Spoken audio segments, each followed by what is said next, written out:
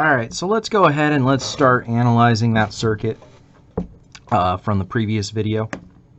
As I said, we're going to start off with the DC analysis, run through that pretty quickly, and then we'll get to the AC analysis portion.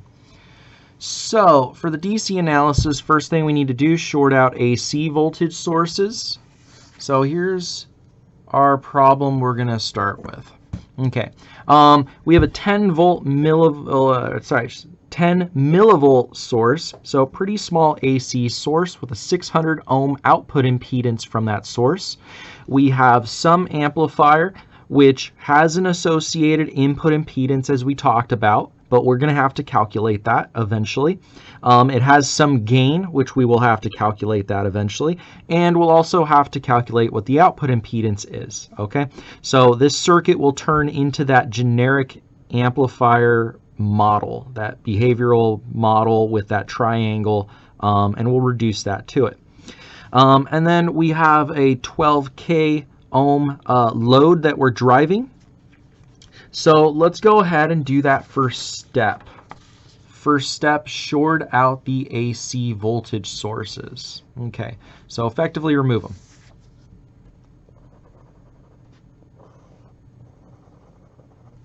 All right, easy. We just lost that source. It now has a wire in its place, and that 10 millivolt source just disappeared. Next, we replace the caps with opens, right? For that reason, I stated already, we can do that.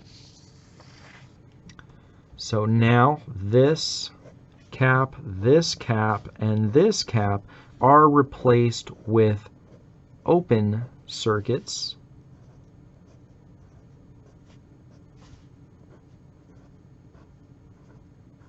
In its place. Okay, so now we've effectively removed the load, we've effectively removed the source, we've lost this capacitor. Again, as far as the DC is concerned, this capacitor doesn't matter. It doesn't do anything. It doesn't affect the DC in any way, shape, or form. So these caps all disappear, and we're now left with this circuit that we know how to solve. So now we're going to go ahead and solve this using the approximation method.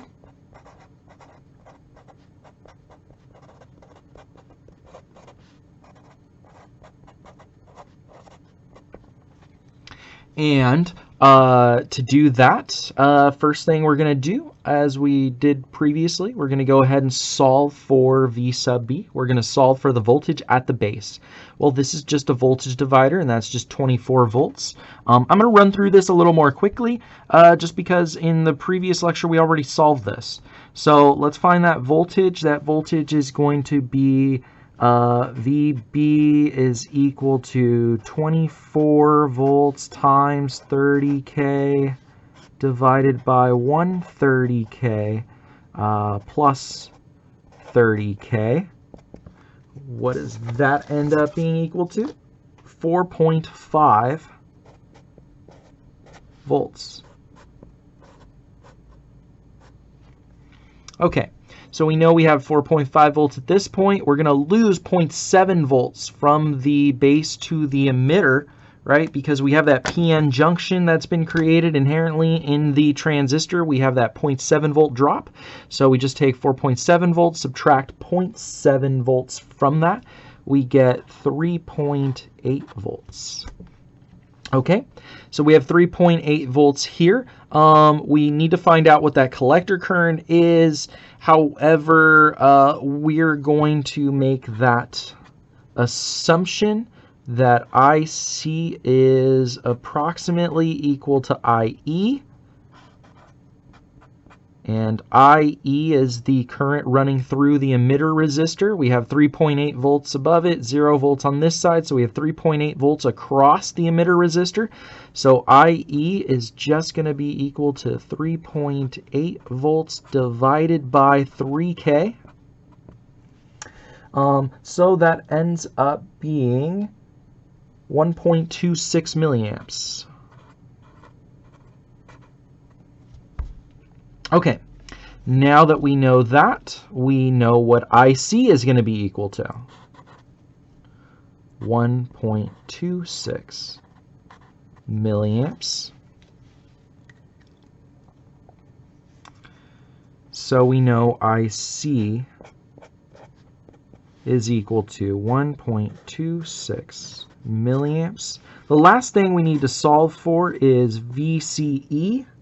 VCE, if we look at Kirchhoff's voltage law across this whole thing, it's going to be 24 volts minus the voltage drop here and minus the voltage drop here. That remaining voltage is VCE. So VCE is going to be equal to 24 volts minus 1.26 milliamps times 8K plus 3K, or 10.06 volts. So we got our two values. That's what we needed for the load line. So let's take a quick look at the load line here. VCE along the x-axis, IC along the y-axis, and we need to define our 2 points. This one occurs at cutoff. Well, at cutoff, you imagine over here, this transistor is behaving like an open between the collector and the emitter. So we have no current going through it. If we have no current going through it, we have 0 volts dropped across the 8K and 0 volts dropped across the 3K. So the voltage between these 2 points, VCE, is just going to be equal to 24 volts. That occurs at cutoff.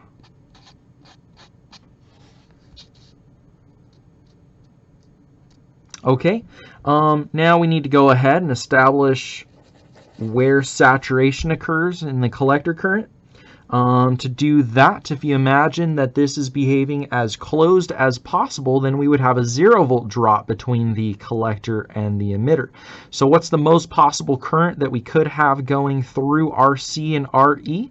It's just going to be 24 volts divided by 8K plus 3K. And that's IC at saturation. That's going to be equal to 2.2 milliamps. Now that establishes our entire linear range of the operation of this transistor. Now we need to go ahead and plot what our actual Q point is. Those two values there. 10.06, well, it's a little below halfway, so maybe right about here. 10.06 volts. And IC should be a little above halfway. Halfway would be 1.1. We're at 1.26.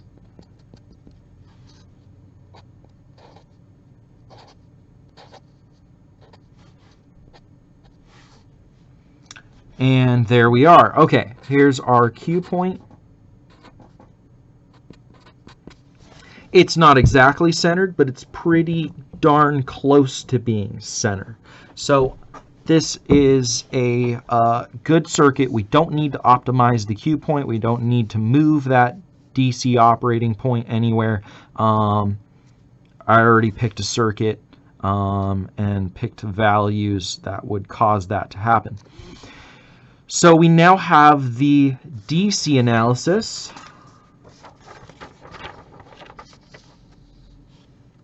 Done. We've already gone through all of this. Now we get to the new stuff. AC analysis. And remember, the whole goal is to find those operating parameters, those amplifier parameters that we are searching for.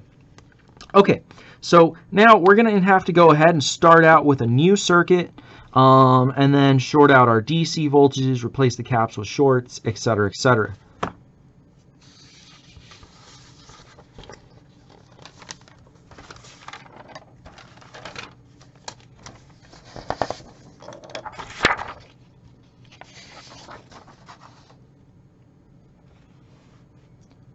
Okay, so let's go ahead and redraw this.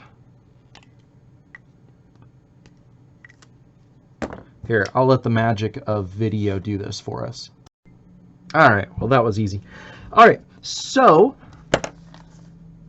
we need to, if I follow those steps, short out the DC voltages and replace the caps with shorts. Now, in order to short out this DC voltage, cross it out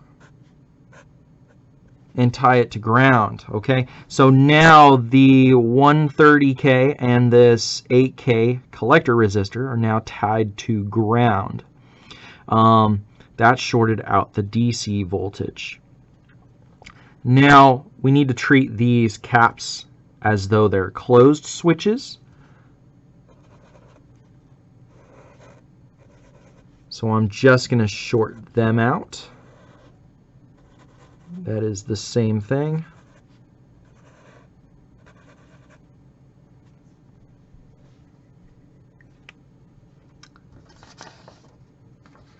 And now we're going to go ahead and simplify this circuit. We're going to combine some resistances, and we need to model the behavior of this BJT.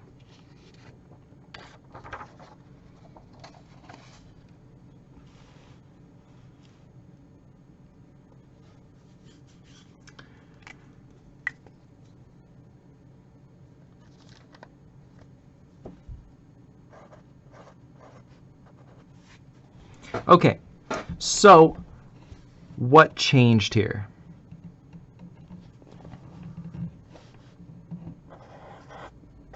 Well, we still have this 10 millivolt source, our signal. We still have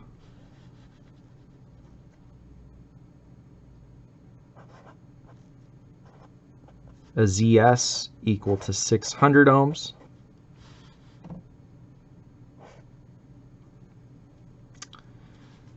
Notice now R1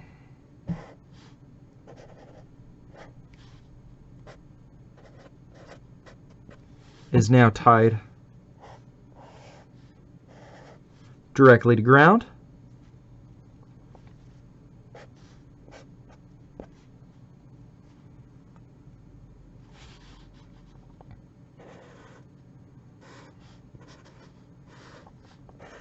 As well as this 30K.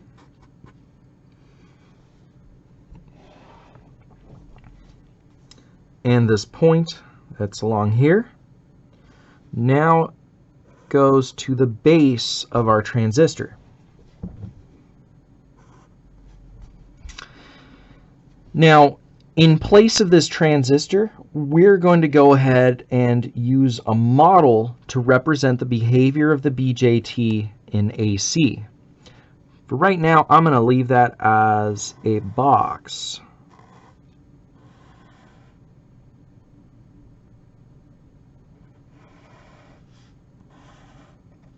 And I'm going to label this as B.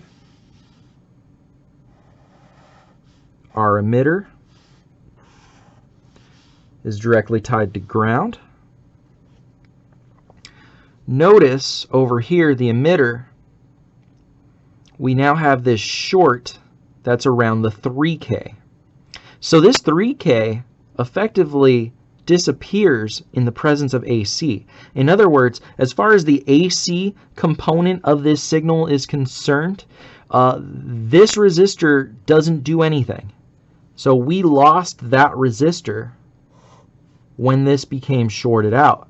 We now have a direct connection to ground through the emitter. This cap, we lost that.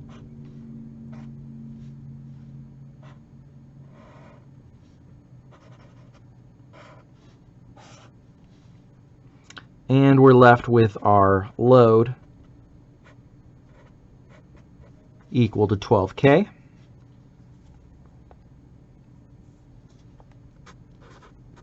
R1, sorry, this was R2, and this was R1. And now we need to go ahead and have something in place of this transistor.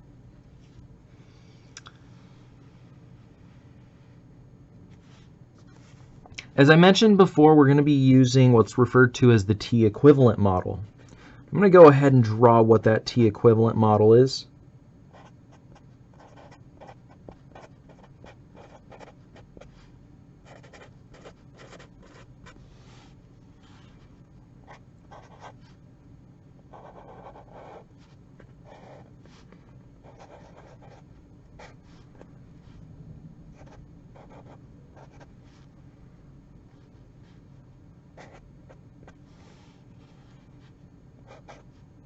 We have what's referred to as, we have what's referred to as the dynamic emitter resistance. We call it Re prime. Re prime is equal to 25 millivolts divided by our emitter current. Okay, that's how we model the behavior. We also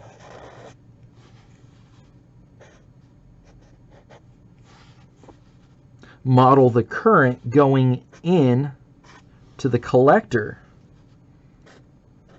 as beta times IB.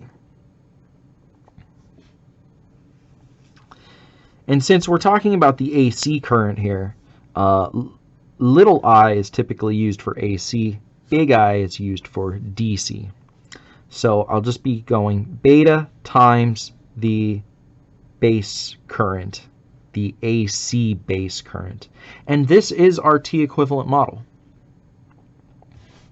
So we can go ahead and substitute this model into our circuit.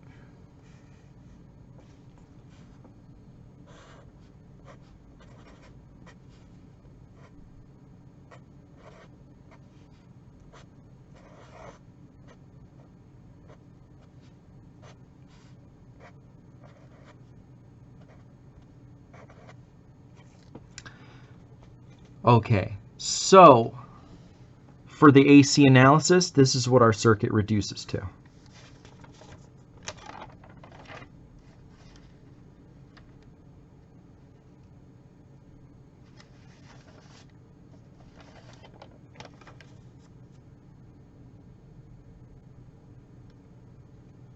I did forget one thing up here in my reduction.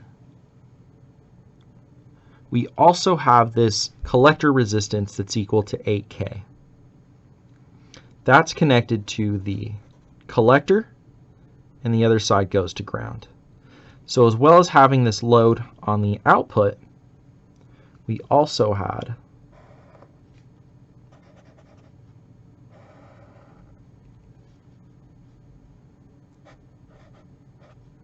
RC, which was equal to 8K.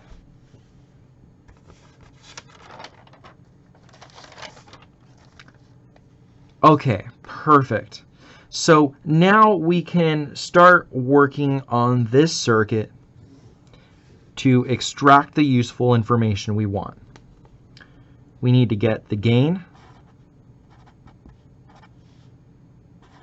Z in, and Z out.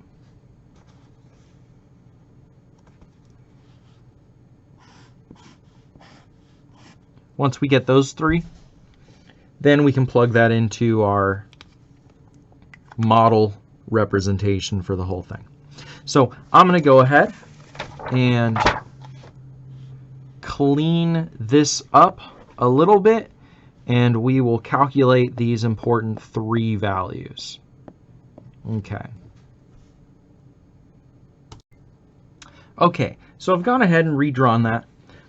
The only thing that's different, I've gone ahead and put these two resistors in parallel. 130K times 30K divided by 130K plus 30K gives us 24.4K. Okay. And I've kept a little dotted box just to remind us that this model is substituting for the transistor. And we have almost everything we need. We do need to calculate what that dynamic emitter resistance is. So let's go ahead and do that. The dynamic emitter resistance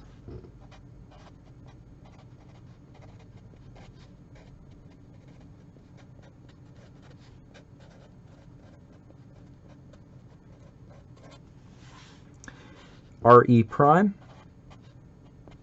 is equal to 25 millivolts divided by IC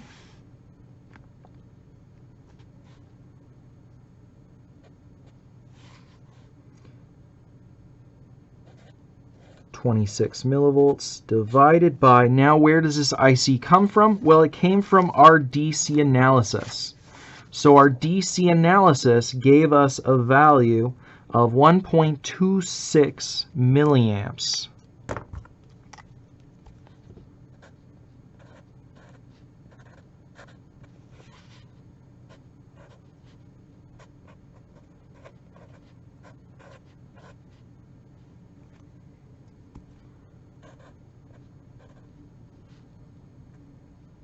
I'll just say from DC analysis here. Okay, so that's where that 1.26 milliamps came from. So we have 26 millivolts divided by 1.26 milliamps.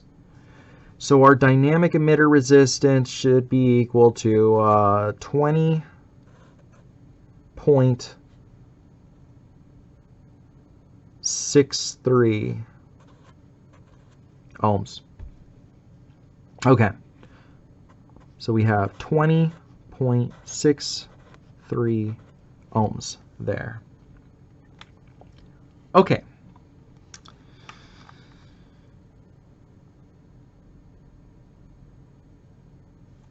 So now we can go ahead and calculate our first parameter. The first parameter that we want is the gain.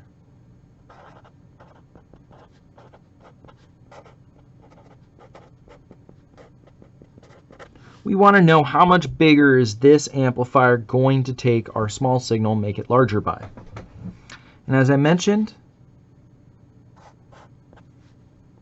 call it AV, the voltage gain. Now I'm going to go ahead and I'm going to add one little thing over here. I'm going to say OC, AV, OC. The OC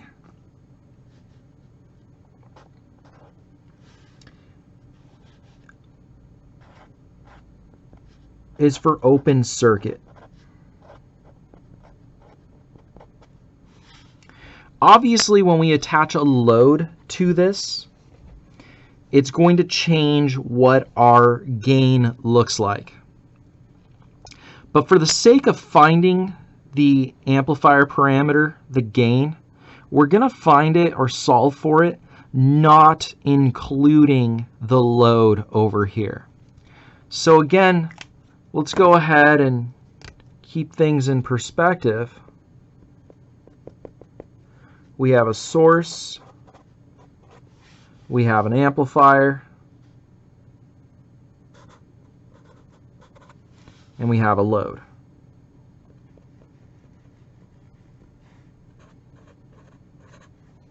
So I'm going to go ahead and imagine that this does not exist there for solving for the gain of this amplifier. We want to find out the intrinsic amplification, the intrinsic gain of this amplifier.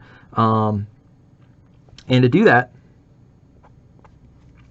by definition, the gain is always equal to V out divided by V in. That's gain is always defined as that. Now,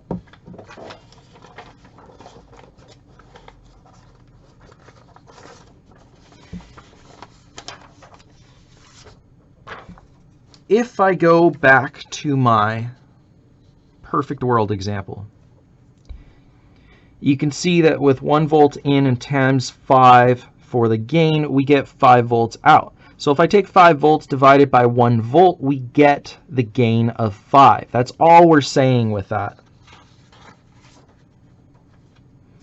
So V out divided by V in.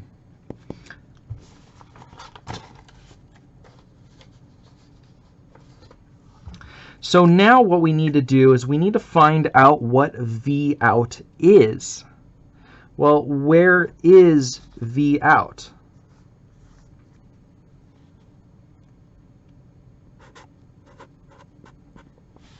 V out is the voltage drop across this 8K, right?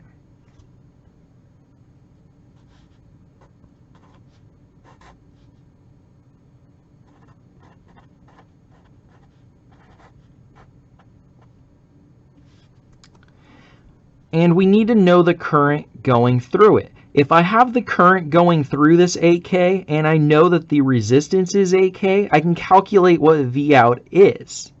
So all I need to do is figure out what this current is. Remember, we're not including this load over here.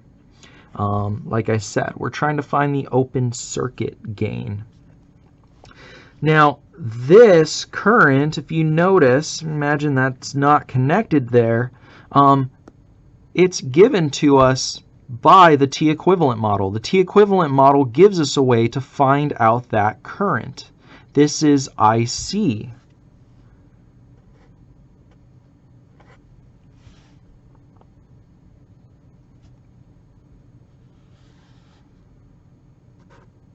Well, IC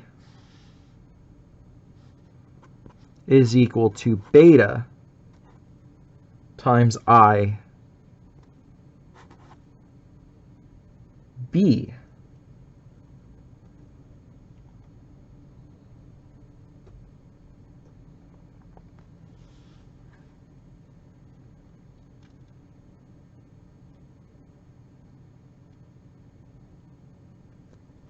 So we can say now that V out is equal to minus 8K times IC.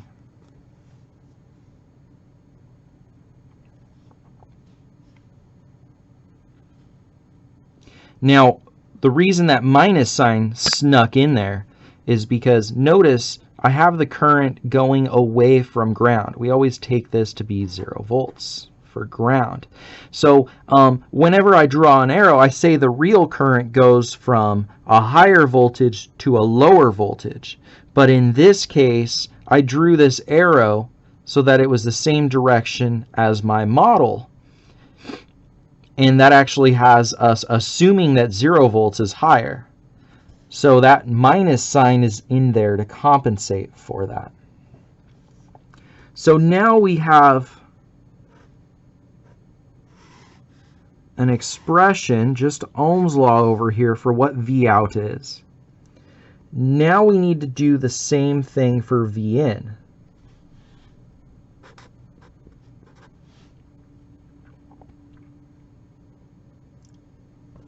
Well, what is V in? V in is the voltage drop across the dynamic emitter resistance.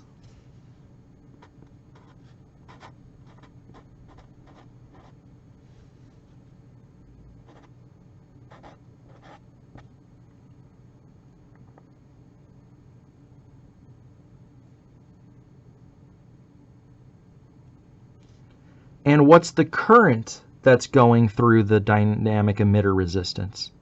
Well, that's just the emitter current, right? Because remember, this is the emitter here.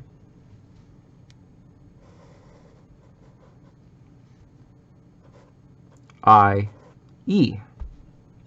So now we can go ahead and say that the voltage drop across this, V in, is equal to RE prime times IE.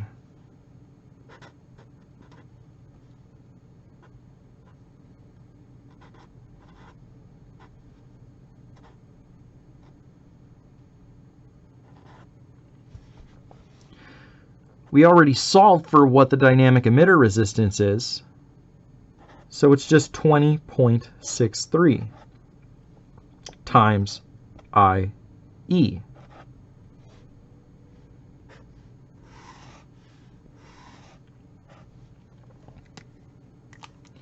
Now we can go ahead, plug both of these back into our gain calculation.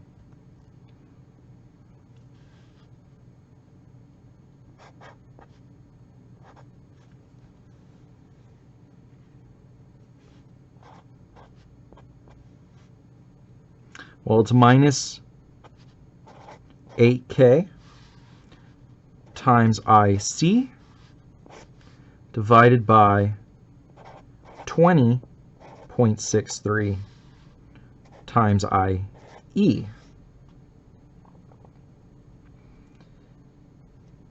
Now, since this whole time we can work off of the assumption that IE is approximately equal to IC, we now can disregard or cancel out IC and IE. And now all we get is minus 800 divided by 20.63.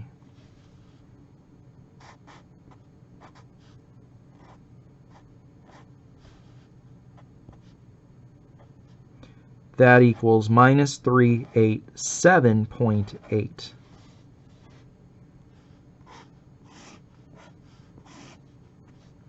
And we now have our first of our amplifier parameters. We have the gain of the amplifier, AVOC.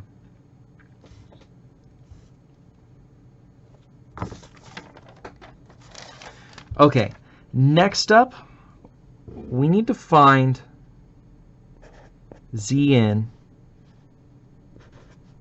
and Z out. Those are the last two parameters we need to find.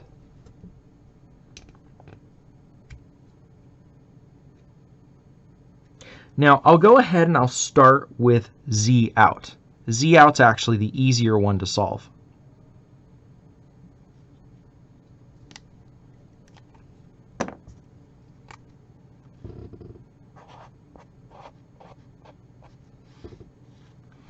Now, if we look at the problem,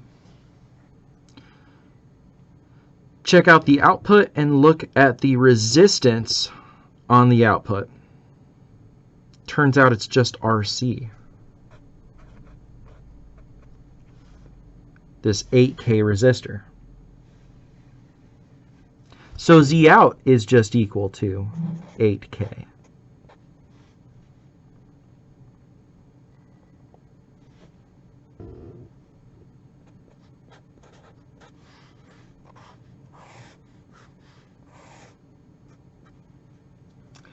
So that takes care of finding our second parameter, Z out. The last thing we need to find is Z in. Now Z in is a little more tricky to solve for. So I'm actually going to start out with a fresh sheet for Z in. Okay, so if we're talking about the input impedance of this amplifier, look at the separation of the source and the amp. So we're talking about Z in as the impedance seen when looking into this amplifier along this path. Well, it looks like there's two things. First off, we have this 24.4K. That was the resistance from those two resistors on the voltage divider bias in parallel. As far as the AC was concerned, we shorted out the DC voltage source, which caused both of these to get tied down to ground in parallel. So we can say Z in is equal to 24.4K,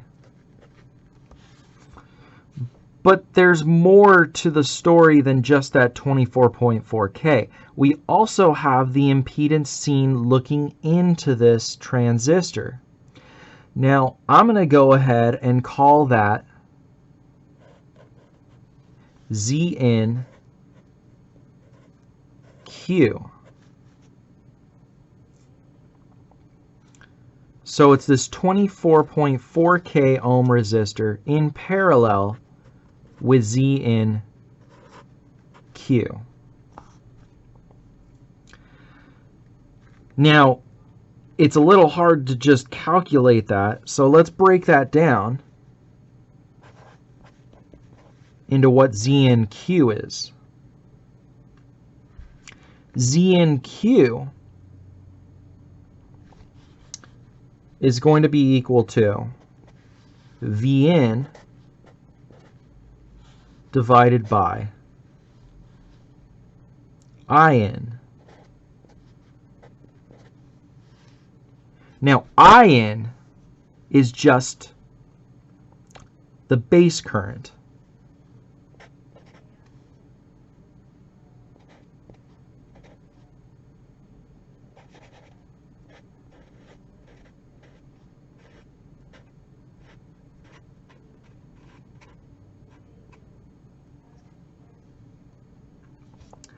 Vn, we already solved for that when we did the gain calculation.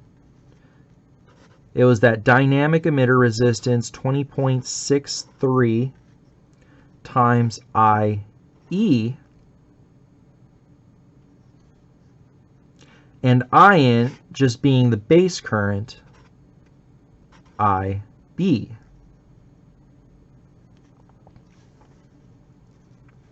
Right? So Vn over here is just Ohm's law, IE times the dynamic emitter resistance.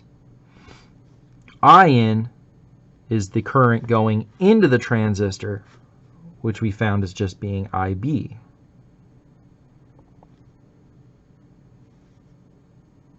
So we just used Ohm's law there twice. Now, from a previous lecture, we know we can reduce IE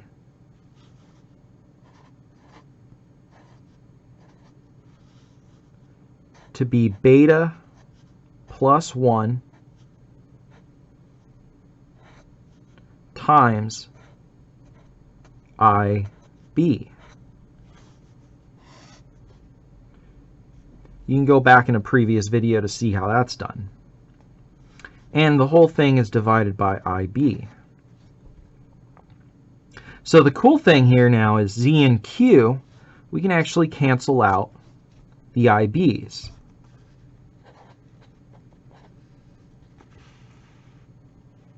So we can now say that Zn is just equal to 20.63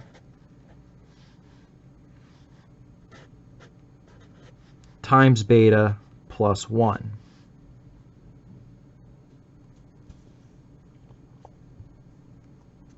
Now beta from the original problem definition is 150.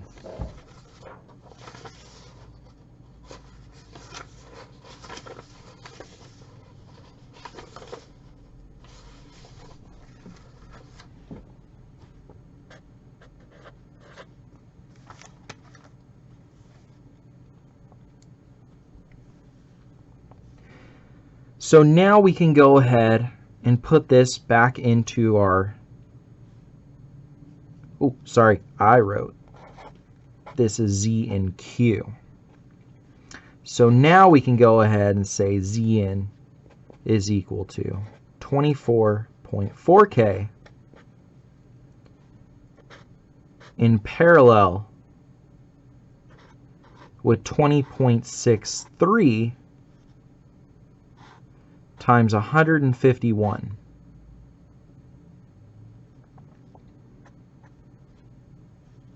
That turns into 24.4K in parallel with 3115.13 when you multiply that out.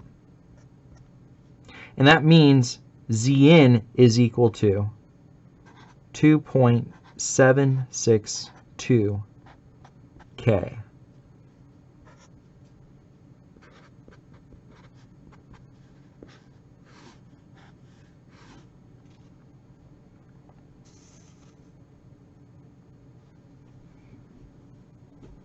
Sorry, I'll go over that again. I think that was off screen.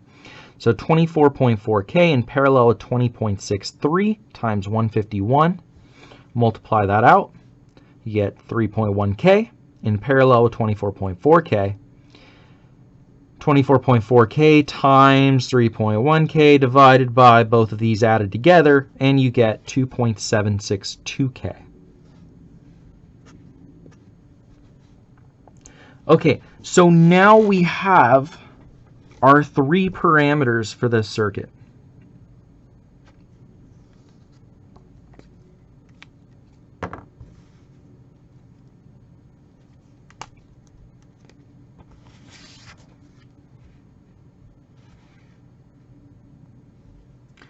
We have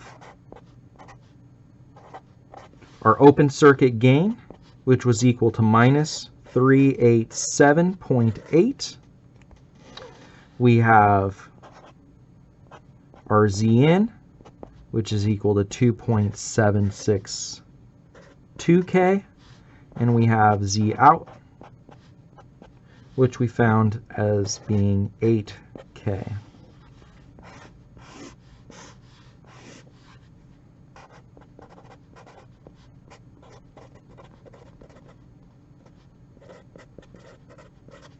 Okay, so we have our amplifier parameters now.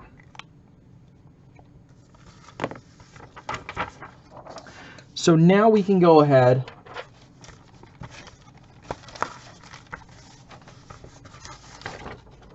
and plug that into our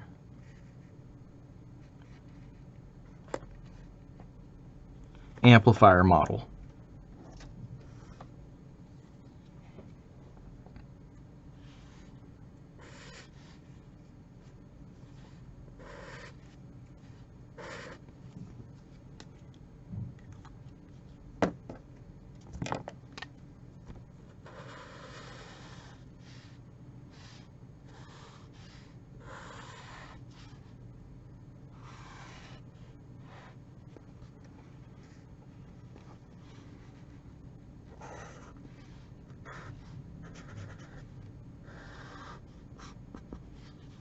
Our Z in,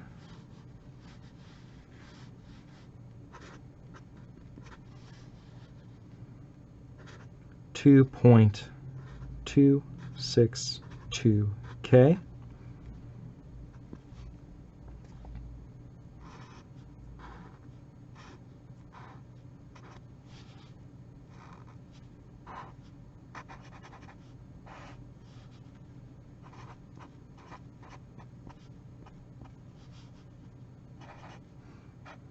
Our output impedance from the amplifier, Z out, which is 8K.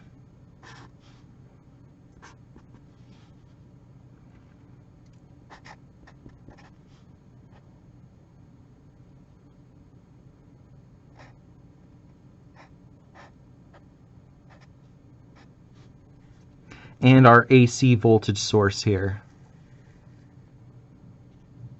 which is VN times AV, where we found AV to be minus 387.8. And now we have a full behavioral model for our amplifier. Now we still need to attach our source and our load, so let's go ahead and let's do that.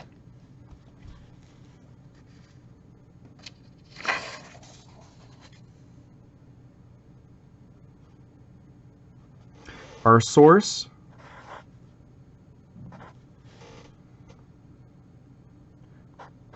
was a 10 millivolt peak signal.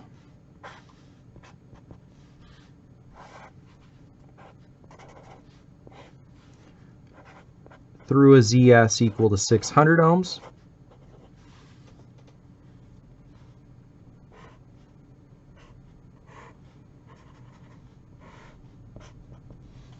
And our load was 12K.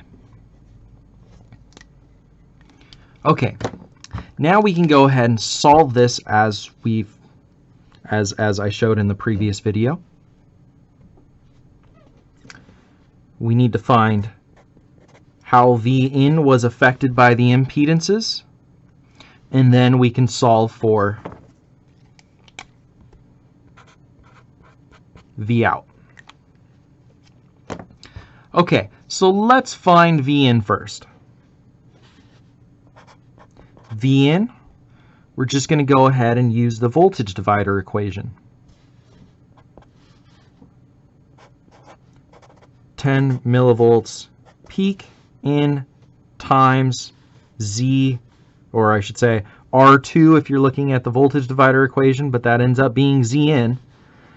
So 2.262 K divided by 600 plus 2.262 K. And let's find out what that ends up being equal to.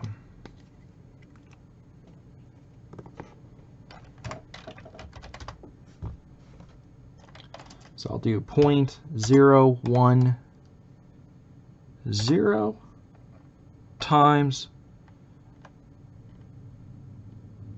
2.262 divided by 600 plus 2.262 ohms.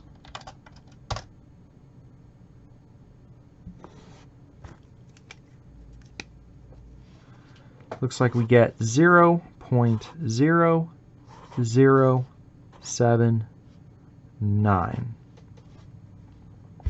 Or you could just take that to 8 millivolts. Okay, so just because we have these two impedances here, now 600 ohms is low-ish, and 2.262K is high-ish. So as far as our golden rule of signals is concerned, we are driving a high impedance input with a low-ish impedance output. Okay, so we do have this situation here, except it's not ideal. If this was larger, this would be closer to 10 millivolts. Or if this was smaller, this would be closer to 10 millivolts. So it's not optimal, but it's not that bad either. But you can see that Vin was definitely affected. And that generally happens with these common emitter amplifiers, and that's why we have to take this into account.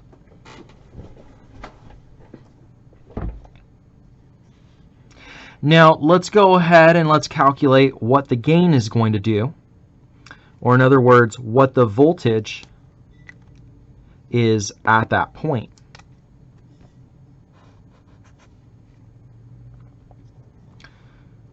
Now to do that, we now know what Vin is.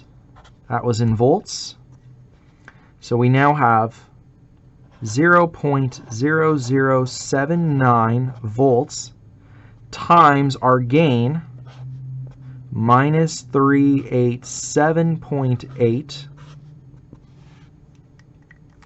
So let's find out what that is. 0.0079 times 387.8.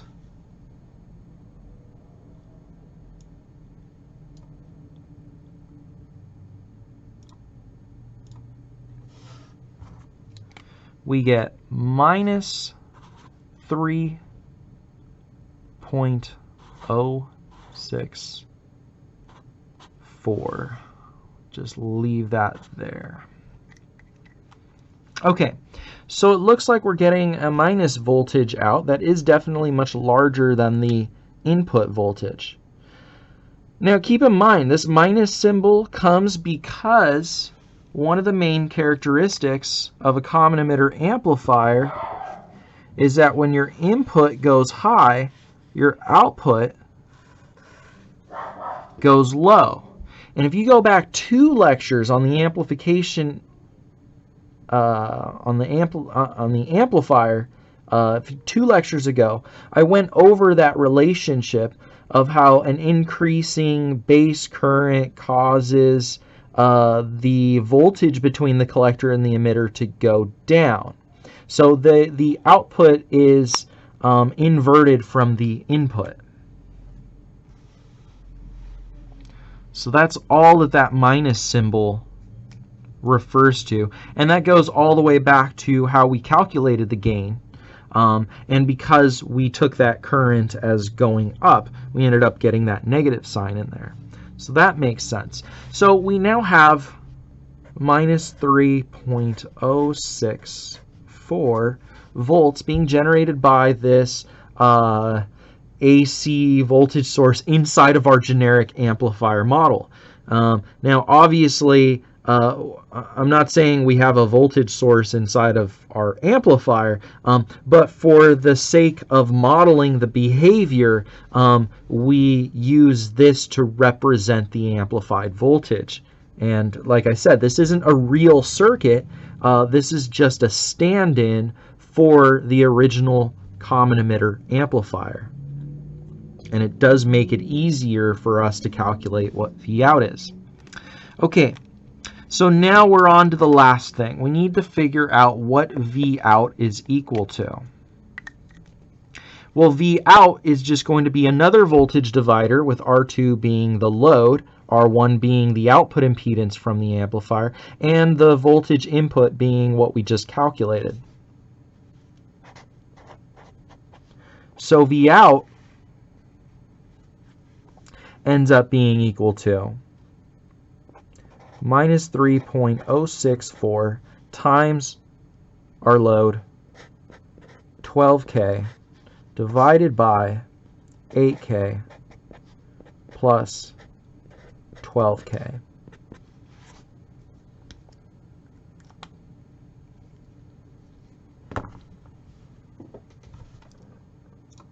So I'll go ahead and calculate that. 3.064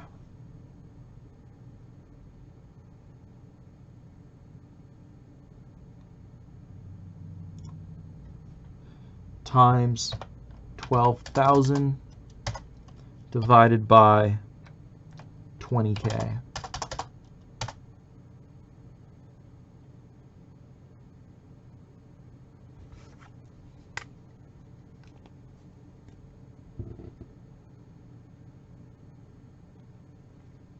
We get minus 1.84 volts. Okay.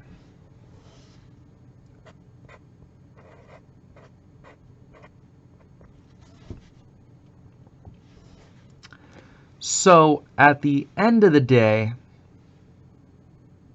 our 10 millivolt peak signal is now getting turned into a minus 1.84 volt.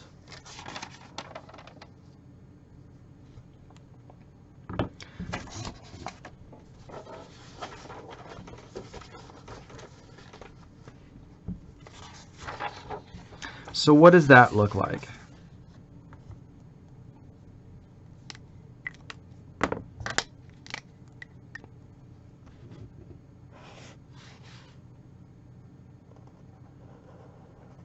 We had a very small signal, 10 millivolts peak, running through this amplifier. And on the output applied to the load, we get a much larger but inverted signal with a peak voltage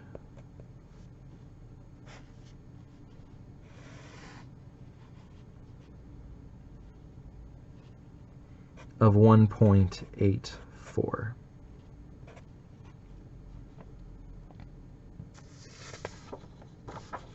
Okay, so that's how we turn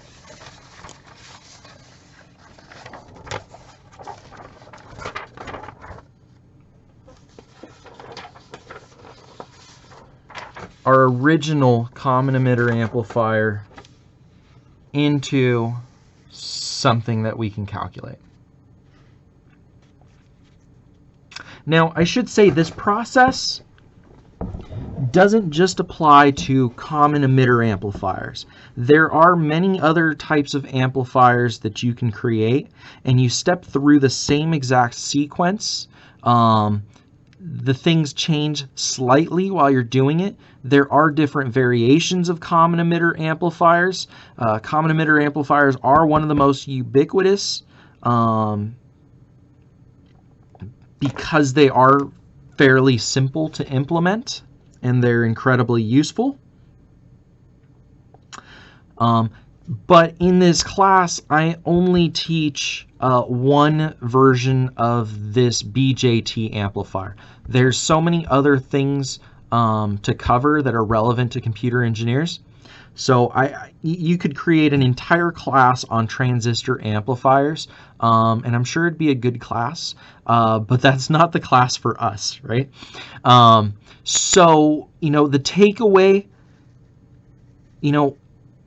how many times are you ever going to make a common emitter amplifier? I don't know. Depends on what you're doing. But one thing that is applicable is this idea of your impedances messing with your input and output voltages, right? And so by virtue of connecting anything in the world, you're going to have this situation. And so that's why I think this is so crucial to this class. This is the real takeaway from this. Because let me give some examples. Even if you're talking about a digital logic signal, if I just take one inverter and plug it into another inverter, you can do this and you don't think too much about what's going on here, but you have that situation going on. You've never seen it look this way, but this inverter has an input impedance. This inverter has an output impedance. And I can't just daisy chain 100 of these and expect this to work. Because each time that I connect one component to another, each time I connect one gate to another, I am ever so slightly losing some signal. But for all practical purposes, we generally don't have to worry about the impedances too much because the manufacturers of these devices know about this problem and they have designed it such that this has a low Z output, maybe 100 ohms, and they have a really high impedance input,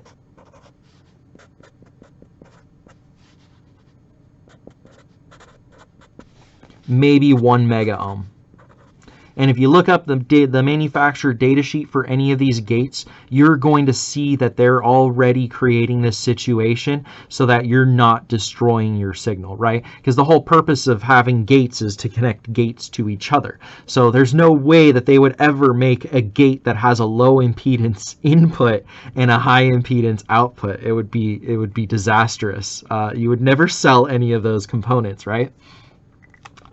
So it's applicable in your digital logic, in your 262 class. Even if we take the most simplest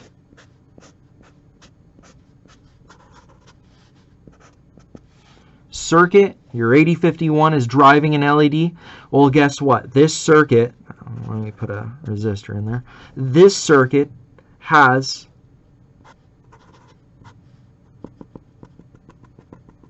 this LED in combination with this resistor has some impedance, and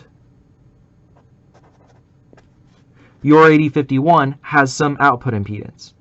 So this situation, as simple as this may seem, also has hopefully a low impedance output driving a higher impedance input, right?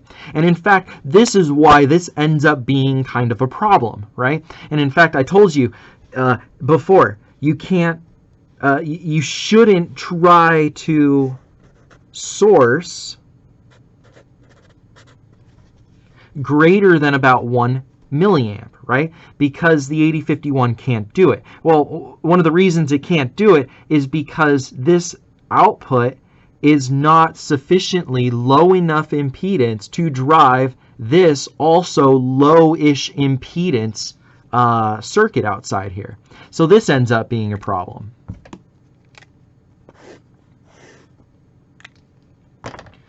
Also, when you get to 346, you're going to be working with an analog digital converter. And hopefully, if I get some time, I'll be able to cover ADCs or analog digital converters in this class. But you're going to be working with an ARM processor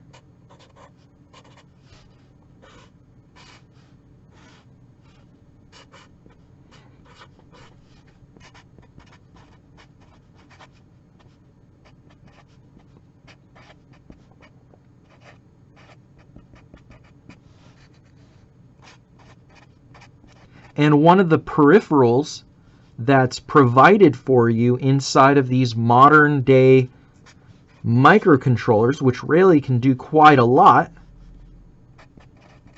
is an analog digital converter. The whole idea here is that you can take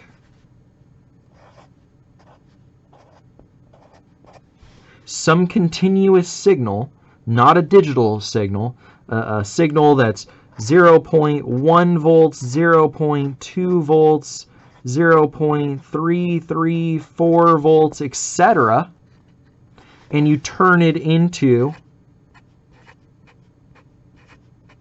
some sequence of digital, of binary. You turn it into a number. So you're taking a continuously changing analog signal and sampling it and converting it into a discrete digital value. Well, this is very prone to that same issue of you wanting to have a low impedance drive a high impedance. So again, inside here, let's just say I had a temperature sensor.